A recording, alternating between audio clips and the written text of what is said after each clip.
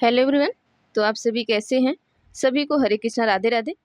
जैसा आप सभी को पता है कि हम अपना डेली प्रैक्टिस सेट लेकर चलते हैं, तो आज हम साइंस की प्रैक्टिस सेट को लेकर चलेंगे। तो आपका ये जो साइंस का प्रैक्टिस सेट है, आज मैराथन के लिए हम देखेंगे। तो फटाफट से क्वेश्चनों को देखेंगे। देखिए, ज़रूरी नहीं है कि मैं मैराथन के लिए आपको 60 क्वेश्चन में मैं आपको 4 घंटे लगाऊँ, ऐसा नहीं है। अगर मैं 30 से 40 क्वेश्चन भी दे रही हूँ, तो मैं कोशिश करूँगी कि जल्दी से जल्दी आपका क्वेश्चन खत्म हो। तो आप सभी को पता है कि प्रैक्टिस सेट कैसे करनी है। जो पुराने बच्चे उन्हें पता है, जो नए बच्चे हैं उन्हें बता देना चाहते हैं। आप नंबरिंग क्या करिए, 1 2 3 4 5। उसके बाद मैं क्वेश्चन पढ़ती हूँ, आप आंसर दिया करिए। उसके बाद जब मैं आंसर बताती हूँ, तब देखा करिए कि आपने उत्तर सही लिखा है या गलत लिखा है। अगर सही है तो सही करिए, गलत है तो गलत करिए। और बाद में आप लास्ट में अपने नंबर को काउंट किया करिए कि हमने जितना नंबर कराया है, जितना क्वेश्चन कराया है, उसमें से आपने कितना नंबर गेन किया है। ठीक है। और आप सभी प्लीज़ कमेंट करके भी बताया करिए कि आपने कितना नंबर गेन किया है और वीडियो कैसी लगती है। आप सभी कमेंट करके बताया करिए, क्योंकि हमें पता है आप सभी वीडियो देखते हैं, पर कोई कमेंट नहीं करता है। क्योंकि आपके कमेंट से हमें अच्छा लगता है और हमें पता चलता है, हमारा जो एक कनेक्शन होता है वो मिलता है कि हाँ, मतलब कि आप सभी पढ़ रहे हैं और मुझे चीज़ें पता चलती है कि वीडियो कैसी चल रही है या आप किस तरीके से पढ़ रहे हैं।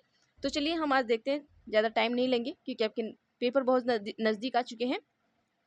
तो साइंस का हम लेकर चलेंगे यार। तो क्वेश्चन नंबर 1 आपका है कि निम्न में से किस प्रकार के पोषक तत्वों की पौधे में उनकी वृद्धि विकास के लिए सूक्ष्म पोषक तत्व के रूप में आवश्यक होती है? ऑप्शन ए है नाइट्रोजन, बी है फास्फोरस, सी है कैल्शियम, डी है आपका कॉपर। तो उत्तर बताएंगे क्या होगा आपका? तो चलिए उत्तर बताइएगा क्या होगा आप सभी। तो यहाँ पर हमारा जो ऑप्शन नंबर डी होगा वो सही हो जाएगा, कॉपर। तो देखिए, पोषक तत्व पौधे में उनकी वृद्धि के लिए हमें क्या, कॉपर जरूरी है। तो पोषक तत्व के लिए जो आवश्यक रूप होता है कॉपर होता है। तो ऑप्शन नंबर डी सही कर लीजिएगा। नेक्स्ट क्वेश्चन पे चलते हैं हम अपने। क्वेश्चन आपका 62 है कि एक जीव के लिए विभिन्न वस्तुओं को, एक जीव के लिए क्या कहा है कि विभिन्न वस्तुओं को एक ही समय पर एक से अधिक तल पर देखना संभव है जब ऑप्शन ए है आंख चेहरे के सामने हो, बी है आंख सिर के दोनों तरफ हो, सी है आंख सिर के ऊपर हो, डी आपका है पिनियल पिनियल नेत्र मौजूद हो। ठीक है, चलिए उत्तर बताइए क्या होगा। तो चलिए हम देख लेते हैं इसका जो सही उत्तर होगा आपका। ऑप्शन नंबर बी है आपका सही हो जाएगा कि आंख सिर के दोनों तरफ हो। जब आंख सिर के दोनों तरफ होगा तभी हम क्या करेंगे कि एक जीव के विभिन्न वस्तुओं को एक ही समय पर एक से अधिक तल पर देखना क्या करेगा। जैसे कि जो पंछियां होती हैं, तो एक ही हमारी जो आंखें होती हैं, हम क्या होता है कि एक टाइम पर एक ही वस्तु को ऐसे देखेंगे दोनों आंखों से। लेकिन इनका क्या होता है कि ये दोनों तरफ देख सकती हैं, एक आंख से इधर देख सकती हैं और एक आंख से इधर देख सकती हैं। तो ठीक है, तो जब आंखें दोनों तरफ हो तो ये ऐसा संभव है कि मतलब कि एक तल से हम दो वस्तु को देख सकते हैं, मतलब दोनों तरफ हम देख सकते हैं। चलिए अगला क्वेश्चन देखते हैं हम।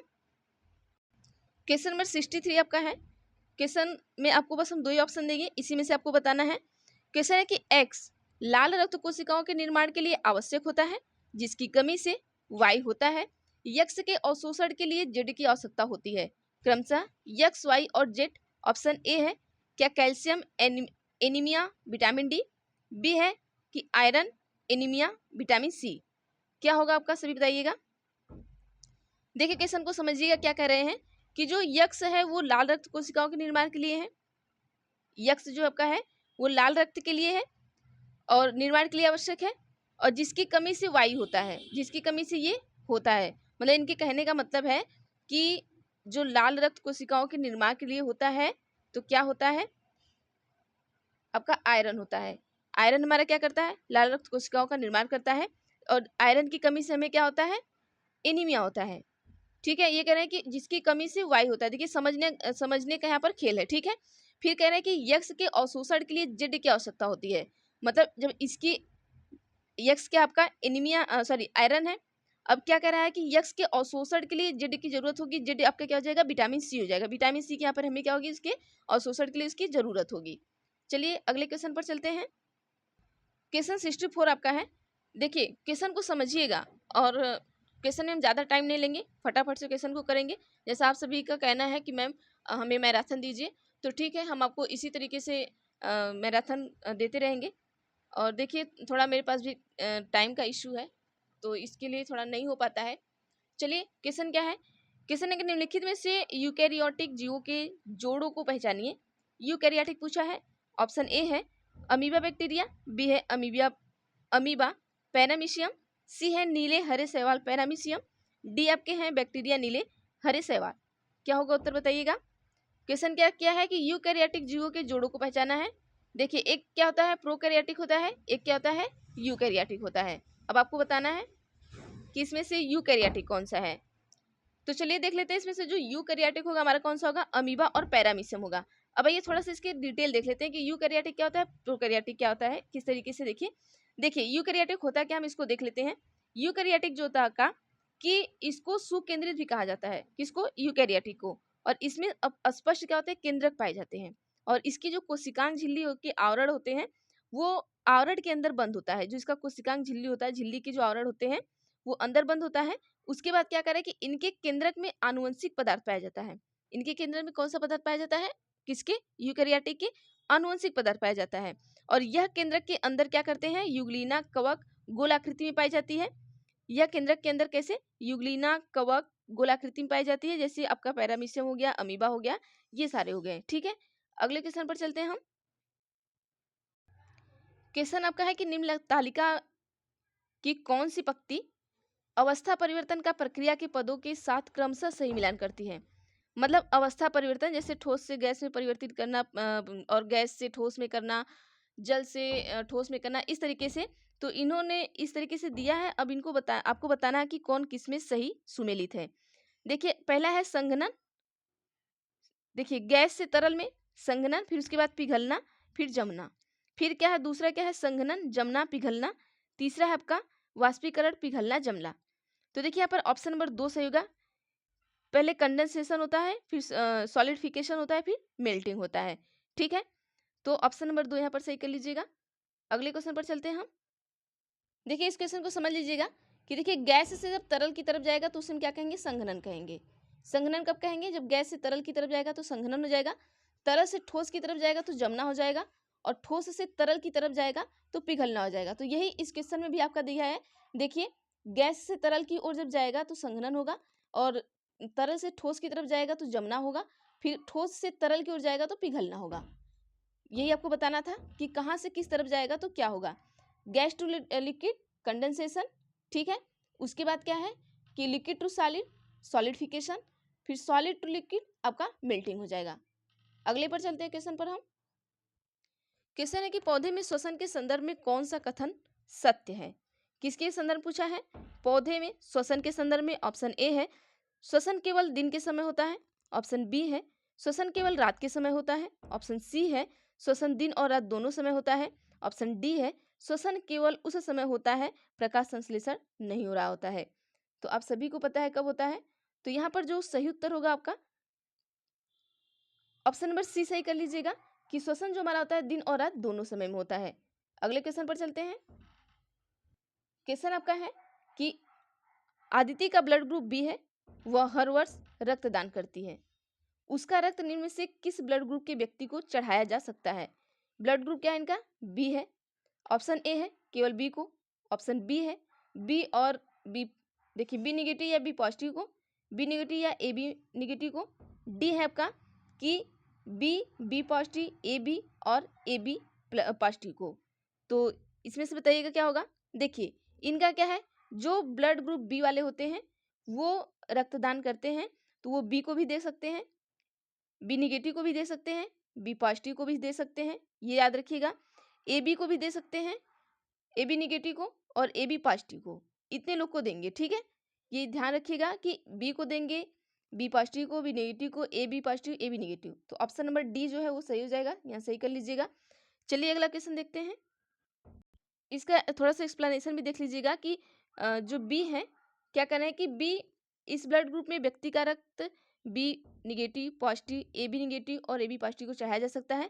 बी पॉजिटिव इस ब्लड ग्रुप के व्यक्ति का रक्त बी पॉजिटिव और ए बी पॉजिटिव को दिया जा सकता है। देखिए अगर व्यक्ति बी पॉजिटिव हो तब किसको देगा, वो बी पॉजिटिव को देगा और ए बी पॉजिटिव को देगा।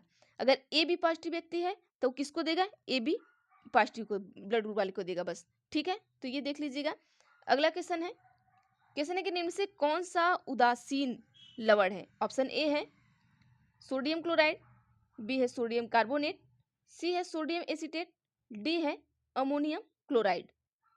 उत्तर बताइए।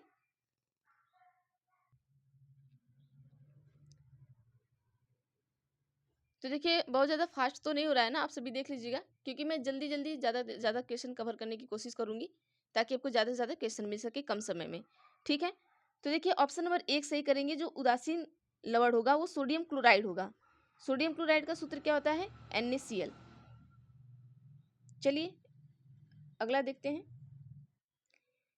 अगला क्वेश्चन है कि अमोनियम क्लोराइड का घोल ए है नीले लिटमस को लाल में बदलेगा, बी है लाल लिटमस को नीले में बदलेगा, सी है लिटमस के घोल में कोई रंग परिवर्तित नहीं लाएगा, डी है लिटमस के घोल को रंगहीन कर देगा। तो उत्तर क्या होगा बताइए।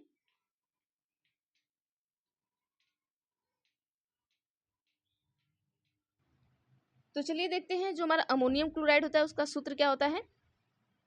NH4Cl। ठीक है, इसका सूत्र होता है NH4Cl। तो ये क्या करता है? नीले लिटमस को क्या करता है? लाल में बदलता है। नीले को क्या करता है? लाल में। ठीक है, अब इसको याद कैसे करेंगे? देखिए NH4 इसका सूत्र है NH4Cl, ये N ये L। ठीक है, नीले को ये लाल में बदल दिया। अब यहाँ से याद रखिएगा कि जो अमोनियम क्लोराइड का घोल होता है वो क्या करता है कि नीले को लाल में बदलता है। नेक्स्ट क्वेश्चन पे चलते हैं। क्वेश्चन आपका है कि ए को बी के घोल में डालने पर, ए को क्या कर रहा है? बी के घोल में डालने पर उसका रंग बदल जाता है। जब सी को बी के घोल में डालते हैं तो उसका रंग नहीं बदलता। अब ए, बी तथा सी की अभिक्रियाशीलता के बारे में क्या निष्कर्ष निकाला जा सकता है? कर कह रहे हैं कि ए के घोल को बी में डालने पर, ए का घोल है इसको कहाँ डाल रहे हैं? बी में। ठीक है, तो उसका रंग क्या किया? कलर चेंज हो गया। ये ऐसे कलर लिख लीजिएगा। ठीक है, ऐसे कलर चेंज हो गया। जब सी को बी में डालते हैं, ये सी है, सी को भी कहाँ डालेंगे? बी में ही डालेंगे। तब क्या होता है? तब कलर नहीं बदलता है। तो ए, बी तथा सी की अभिक्रियाशीलता के बारे में क्या निष्कर्ष निकलेगा कि कौन बड़ा है कौन छोटा है? देखिए दिया गया है। तो ऑप्शन नंबर ए सही कर लीजिएगा, ये वाला। ठीक है, ये क्या हो रहा है?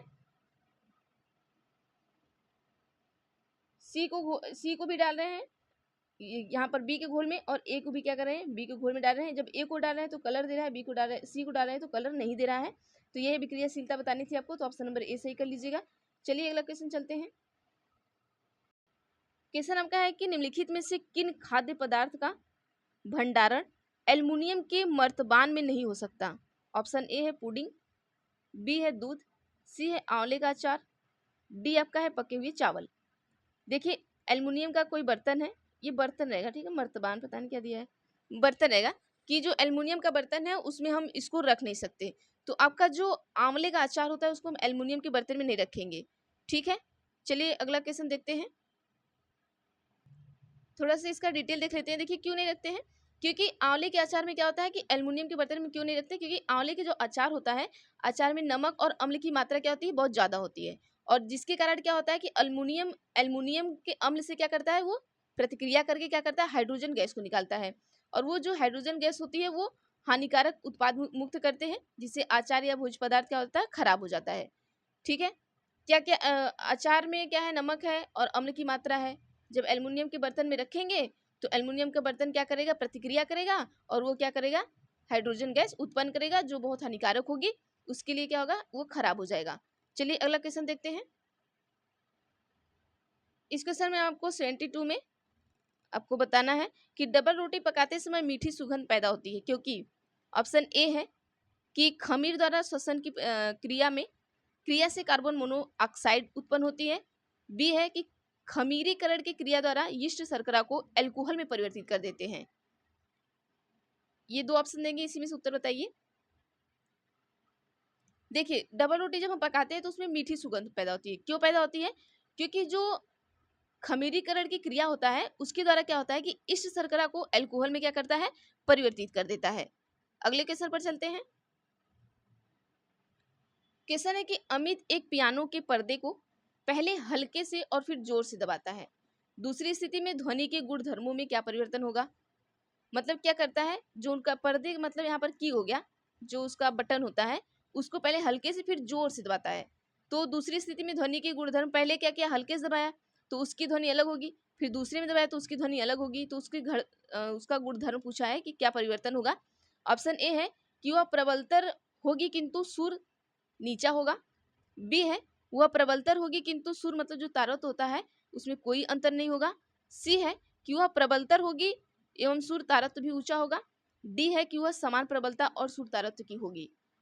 बताइए क्या होगा। तो देखिए जब इस तरह की स्थिति होगी तब जो सुर होगा वो क्या होगा, ऊंचा होगा, और वह क्या होगी, प्रबलतर होगी। तो वह प्रबलतर होगी, वह सुर क्या होगा, सुर भी क्या होगा उसका ऊंचा होगा। जब तेज से आप बटन को दबाते हैं तो उसका सुर क्या होता है, तेज जाएगा, मतलब ऊंचा जाएगा। ठीक है, नेक्स्ट पर चलते हैं। क्वेश्चन आपका है कि मानव आंख का निकट बिंदु यानी स्पष्ट देख पाने की न्यूनतम दूरी लगभग 25 सेंटीमीटर है। एक सामान्य मानव के लिए निम्नलिखित में से कौन सा कथन सत्य है। ऑप्शन ए है रेटिना पर बनने वाला प्रतिबिंब आभासी, सीधा और छोटा होता है। ऑप्शन बी है रेटिना पर बनने वाला प्रतिबिंब वास्तविक, उल्टा और छोटा होता है। ऑप्शन सी है कि रेटिना पर बनने वाला प्रतिबिंब वास्तविक, उल्टा और बड़ा होता है। ऑप्शन डी है कि रेटिना पर बनने वाला प्रतिबिंब आभासी, सीधा और बड़ा होता है। देखिए मानव नेत्र की जो निकट बिंदु यानी स्पष्ट देख पाने की जो न्यूनतम दूरी है वो लगभग कितनी है, 25 सेंटीमीटर है। अब एक सामान्य मानव के लिए निम्नलिखित में से कौन सा कथन सत्य होगा आपको बताना है। चलिए तो चलिए यहाँ पर हम देख लेते हैं जो उत्तर हमारा होगा ऑप्शन नंबर 2 सही होगा कि रेटिना पर बनने वाला प्रतिबिंब वास्तविक होता है, उल्टा और क्या होता है, छोटा होता है। अगले क्वेश्चन पर चलते हैं। क्वेश्चन आपका है कि निम्नलिखित परिस्थितियों को ध्यान में रखते हुए गलत कथन का चुनाव करिए। ऑप्शन ए है, एक है कि खेल आरंभ होने से पहले एक व्यायामी जानबूझकर अपने हाथों में खुरदरा पदार्थ लगाता है जिससे गूंथना कम हो सके और कुशलता बढ़ाई जा सके। 2 है कि खेलने से पूर्व कैरम बोर्ड पर जानबूझकर महीन पाउडर छिड़का जाता है जिससे गूंथना कम हो तथा कुशलता बढ़ाई जा सके। गलत कथन चुनना आपको, ठीक है। तीसरा है कि दौड़ने की प्रतियोगिता में धावक के जूते के तले खांचेदार होते हैं जिससे गूंथना कम हो और कुशलता बढ़ाई जा सके। तो बताना इसमें से कौन गलत है। तो इसमें से देखिए 2 ऑप्शन गलत है, इसमें से 2, ठीक है। अब आइए नीचे हम देख लेते हैं। ऑप्शन नंबर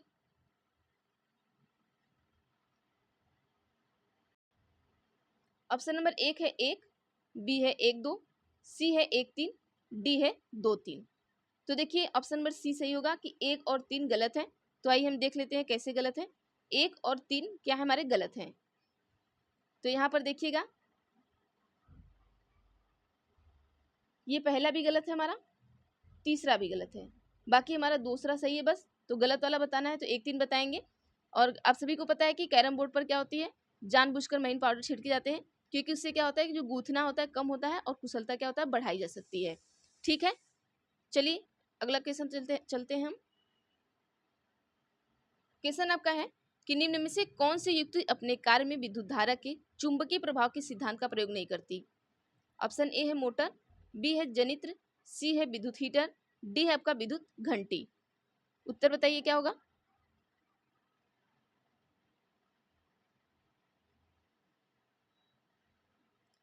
तो देखिए यहाँ पर हमारा जो ऑप्शन नंबर सी है वो बिल्कुल सही हो जाएगा, विद्युत हीटर। नेक्स्ट क्वेश्चन पर चलते हैं। क्वेश्चन आपका है कि एक वस्तु पानी में तैर रही है और उसके आयतन का 1/4 भाग पानी की सतह से ऊपर है। निम्न में से कौन सा कथन सही है। ऑप्शन ए है वस्तु पर लग रहा उत्प्लावन और उत्प्लावक बल विद्युत के भार से अधिक है। बी है कि वस्तु पर लग रहा उत्प्लावन बल वस्तु के भार से कम है। सी है कि वस्तु पर लग रहा उत्प्लावन बल वस्तु के भार के बराबर है। डी है वस्तु पर कोई उत्प्लावन बल कार्य नहीं कर रहा है। क्वेश्चन को ध्यान से पढ़िए, क्या कह रहा है कि एक वस्तु पानी में तैर रही है और उसके आयतन का 1/4 भाग पानी की सतह के क्या है, ऊपर है। तो क्या होगा, उत्तर बताइए। तो देखिए जब वस्तु की ऐसी स्थिति होगी तब वस्तु पर लग रहा जो उत्प्लावन बल होता है, उत्प्लावन बल का उत्प्लावक बल वस्तु के भार से क्या होता है, अधिक है। जो उत्प्लावन बल होगा, उत्प्लावन का उत्प्लावक बल क्या होता है, वस्तु के भार से अधिक होता है। क्योंकि देखिए वस्तु क्या है, पानी में तैर रही है, तो उसपे जो बल लग रहा है वो वस्तु के भार से वो अधिक लग रहा है। ठीक है, जो बल है वो वस्तु के भार से अधिक है, इसलिए इस तरीके की स्थिति हो रही है। चलिए देखते हैं अगला क्वेश्चन। देखिए अभिकथन और कारक है, तो हम आप सभी को बता देते हैं कि अभिकथन और कारक में आपको ऑप्शन नहीं दिखाते हैं, पढ़ते जाते हैं बताते जाते हैं क्या गलत है क्या सही है, क्योंकि इसका ऑप्शन बहुत बड़ा होता है, स्क्रीन पर पूरा नहीं आ पाता। तो अभिकथन ये है कि जब विद्युत की धारा किसी तार में से गुजरती है तो वह तार चुंबक की भांति व्यवहार करता है। ये सही बात है कि जब कोई, ये तार है आपका, ठीक है, यहाँ से विद्युत की धारा ऐसे गुजर रही है, तो ये जो तार है क्या करेगा, चुंबक की भांति व्यवहार करता है। कारण क्या है कि तार अधिकतर चुंबकीय पदार्थ के बने होते हैं, बिल्कुल नहीं, ऐसा तो नहीं है कि तार हमारे क्या है चुंबकीय पदार्थ के बने होते हैं। तो हमारा क्या है, अभिकथन ये सही है, लेकिन कारण इसका क्या है, गलत है। चलिए अगले क्वेश्चन पर चलते हैं। क्वेश्चन नंबर है 80। अभिकथन है कि पित्त की थैली निकालने के ऑपरेशन के बाद अस्मिता को अपने भोजन में चिकनाई, घी, तेल कम करने की सलाह दी जाती है। सही है। अगला है कि अधिक मात्रा में अमाशय जूस के स्राव के कारण अम्लता हो जाती है। ये भी सही है, लेकिन देखिए इनका सूरताल अलग है, इनका सूरताल अलग है, तो सही तो दोनों हैं, लेकिन जो आर है इनका एक्सप्लेनेशन नहीं कर रहा है, ये अपने मन से अपना एक्सप्लेनेशन कर रहा है, ये अपना कर रहे हैं। ठीक है, तो कथन ए और आर दोनों सही है, लेकिन जो आर है वो सही एक्सप्लेनेशन नहीं कर रहा है ए का, ये अपना ही एक्सप्लेनेशन कर रहा है, इस तरीके से कर लीजिएगा। चलिए अगले क्वेश्चन पर चलते हैं। क्वेश्चन आपका है कि निम्न में से कौन सा सत्य है। पहला है कि अपसारी प्रश्न शिक्षार्थियों में तार्किक सोच को प्रोत्साहित करते हैं। 2 है अभिसारी प्रश्न सकल आकलन के लिए अधिक उत्तम है। ऑप्शन ए है कि 1 सत्य है 2 असत्य है। बी है कि 1 असत्य है 2 सत्य है। सी है कि 1 और 2 दोनों सत्य हैं। डी है कि 1 और 2 दोनों असत्य हैं। तो देखिए यहाँ पर ऑप्शन नंबर ए हमारा सही हो जाएगा कि ए सत्य है, पहला सत्य है और दूसरा असत्य है। अगले क्वेश्चन पर चलते हैं। क्वेश्चन आपका है कि एक जांच उन्मुख कक्षा 6 में चुंबक विषय का परिचय देने के लिए निम्नलिखित में से कौन सी रणनीति सबसे उपयुक्त होगी। ऑप्शन ए है कि चुंबकीय आकर्षण की वैज्ञानिक परिभाषा प्रदान करना। बी है कि बच्चों में चुंबक और वस्तुओं के साथ खेलों और छांटों आधारित गतिविधियां करवाना। सी है कि चुंबक और वस्तुओं का उपयोग करके चुंबकीय आकर्षण और विकर्षण का निर्देशन करना। डी है कि श्यामपट्ट पर चुंबक और अचुंबकीय पदार्थों की सूची बनाना। तो आप किस तरीके से चुंबक का, आपको क्लास 6 में चुंबक का परिचय देना है, तो आप कौन सी रणनीति इसमें से अपनाएंगे, आपको बताना है। तो देखिए यहाँ पर जो ऑप्शन नंबर बी होगा वो आपका सही होगा कि बच्चों से चुंबक और वस्तुओं के साथ खेलों और छाटों के आधारित गतिविधियां आप करवाएंगे, क्योंकि ये क्लास 6 के बच्चे हैं। अगले क्वेश्चन पर चलते हैं। क्वेश्चन आपका है कि एक वैज्ञानिक सिद्धांत थ्योरी के विषय में निम्न में से क्या सत्य है। ऑप्शन ए है कि वैज्ञानिक सिद्धांत थ्योरी तथ्यात्मक कथनों के समुच्चय होते हैं। बी है कि वैज्ञानिक सिद्धांत थ्योरी प्राकृतिक परिघटनाओं के यादृच्छिक अनुमान है। सी है कि वैज्ञानिक सिद्धांत थ्योरी जो होता है आपका, वो परिघटना की अनुभाविक प्रमाण तर्क और बहस के आधार पर व्याख्या देते हैं। डी आपका है कि वैज्ञानिक सिद्धांत जो होता है वो वाद विवाद और बदलाव को आमंत्रण नहीं देते हैं। तो उत्तर क्या होगा बताइए आप सभी। तो देखिए जो हमारा एक वैज्ञानिक सिद्धांत या थ्योरी होता है वो क्या करता है कि परिघटना की अनुभाविक प्रमाण तर्क और बहस के आधार पर क्या करता है, व्याख्या देते हैं ये। तो ऑप्शन नंबर सी सही कर लीजिएगा यहाँ पर। चलिए अगले क्वेश्चन पर चलते हैं। क्वेश्चन आपका है कि निम्न में से कौन सी वैधता विज्ञान के पाठ्यक्रम की सामग्री, प्रक्रिया, भाषा और शैक्षणिक भाषा का आयु उपयुक्त होना दर्शाती है। तो ऑप्शन ए है नीतिपरक वैधता, बी है विषय वस्तु वैधता, सी है प्रक्रिया वैधता, डी है संज्ञानात्मक वैधता।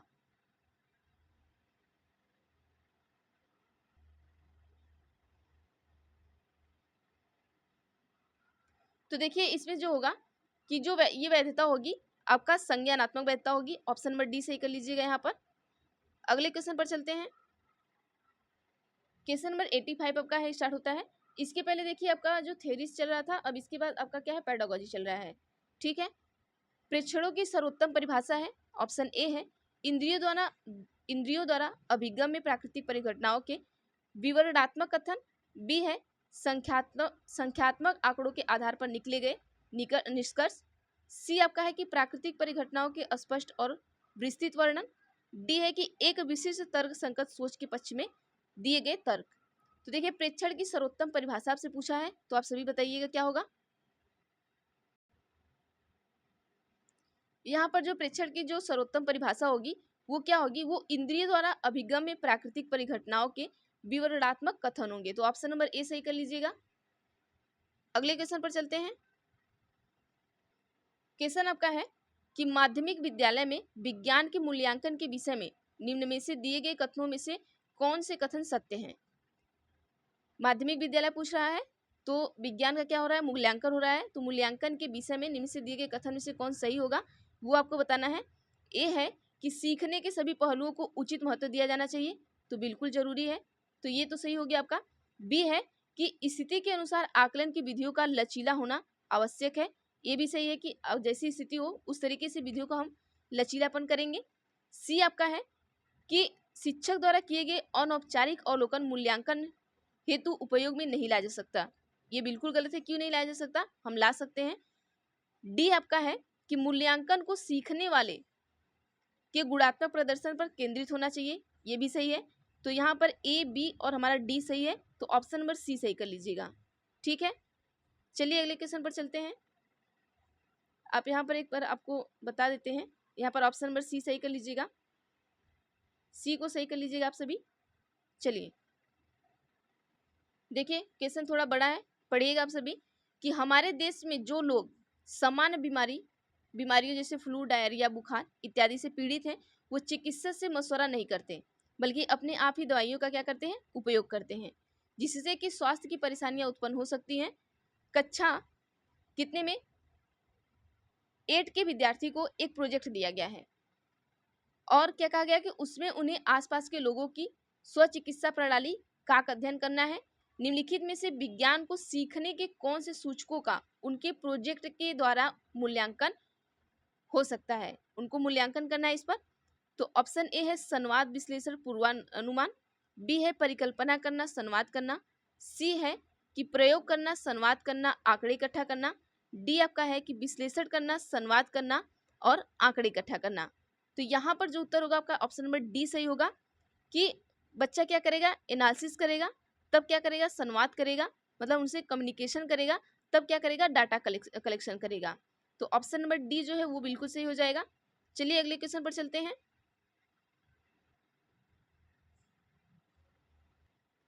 क्वेश्चन नंबर 88 आपका है कि विज्ञान के शिक्षण के जांच पड़ताल आधारित अधिगम के लिए निम्न में से किसके सिवाय सभी स्वीकृति गुणधर्म हैं। ऑप्शन ए है कि बच्चों के अपने संसार को समझने में बच्चों की क्षमता में इसका गहरा विश्वास है, बी है कि यह प्राकृतिक संसार के साथ सीधे संपर्क को एक आवश्यक चरण के रूप में देखता है, सी है कि यह समझता है कि बच्चों से वैज्ञानिक की तरह बहस करने और कारण ढूंढने की अपेक्षा नहीं की जा सकती, डी आपका है कि यह बच्चों के नूतन अन्वेषकों के रूप में देखता है। क्वेश्चन ध्यान से पढ़िएगा कि विज्ञान के शिक्षण की जांच पड़ताल आधारित अधिगम के लिए किसके सिवाय सभी स्वीकृति गुणधर्म है, मतलब एक ऐसा है जो आपको निगेटिव बताना है, निगेटिव क्वेश्चन पूछा है तो उत्तर भी हमारा निगेटिव ही आएगा। बताइएगा उत्तर क्या होगा। तो देखिए ऑप्शन नंबर हम यहाँ पर सी देखते हैं, जो सी है यह एक सेकेंड, सी है वो कहता है कि यह समझता है कि बच्चों के वैज्ञानिकों की तरह बहस करने और कारण ढूंढने की अपेक्षा नहीं की जा सकती। बिल्कुल गलत है, क्यों नहीं की जा सकती, हम बच्चों से भी वैज्ञानिकों की तरह बहस करने और कारण ढूंढने की अपेक्षा कर सकते हैं। तो क्योंकि निगेटिव पूछा है तो निगेटिव उत्तर देना है, तो ऑप्शन नंबर सी हमारा निगेटिव है, तो इसको हम सही कर लेंगे। अगले क्वेश्चन पर चलते हैं। क्वेश्चन क्या है कि विज्ञान में रचनात्मक मूल्यांकन की निम्न में से कौन सी एक प्रभावकारी प्रक्रिया है। ऑप्शन ए है बच्चों को अपने विचारों को अभिव्यक्त करने के लिए कहना, बी है बच्चों का गृह कार्य नियमित रूप से जांचना, सी है बच्चों के प्रयोगशाला में ध्यान देने के लिए कहना, डी है कि बच्चों के अवधारणाओं की परिभाषा को याद रखने की क्षमता की जांच करना। उत्तर बताइए क्या होगा। तो देखिए विज्ञान में जो रचनात्मक मूल्यांकन में से एक प्रभावकारी प्रक्रिया है वो होगा कि बच्चे को अपने विचारों की अभिव्यक्ति करने के लिए कहना। ऑप्शन नंबर ए सही हो जाएगा, क्योंकि यहाँ पर हम क्या करेंगे, asking children to express their thought process. Option number A सही कर लीजिएगा। अगले क्वेश्चन पर चलते हैं। देखिए हम क्वेश्चन आपको बहुत ज़्यादा खींच के नहीं लेके चल रहे हैं, क्योंकि आपकी एग्जाम नज़दीक है, तो आपको सिर्फ दोहराना है। तो फटाफट से चीज़ों को हम बस पढ़ते जाएंगे और दोहराते हुए चले जाएंगे। क्वेश्चन नंबर 90 है कि किस विज्ञान समस्त साक्षर व्यक्ति का निम्न में से क्या अति लाक्षणिक गुण है। ऑप्शन ए है कि विज्ञान के सभी तथ्यों और सिद्धांतों का अधिपति होना। बी है कि व्यक्तिगत व सामाजिक जीवन में सुविचारित निर्णय ले पाने की क्षमता। सी है एक बढ़िया खोज पत्र को लिखने और प्रकाशित करवाने की क्षमता होना। डी आपका है कि विज्ञान की सफलता की सराहना करने की क्षमता होना। तो उत्तर बताइए क्या होगा।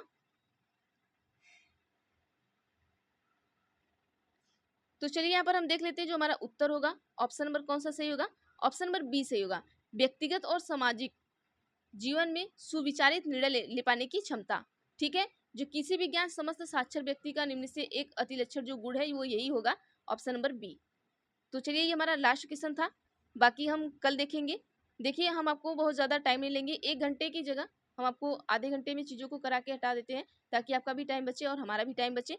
तो हमने क्वेश्चन नंबर शायद 60 से आपको कराया था, 70, 80, 90, 30 क्वेश्चन हमने आपको करा दिया है। तो चलिए बाकी जो क्वेश्चन बचेंगे नेक्स्ट डे हम करा देंगे। तो वीडियो कैसी लगी आप सभी कमेंट बॉक्स में ज़रूर बताइएगा। तो थैंक यू एवरीवन।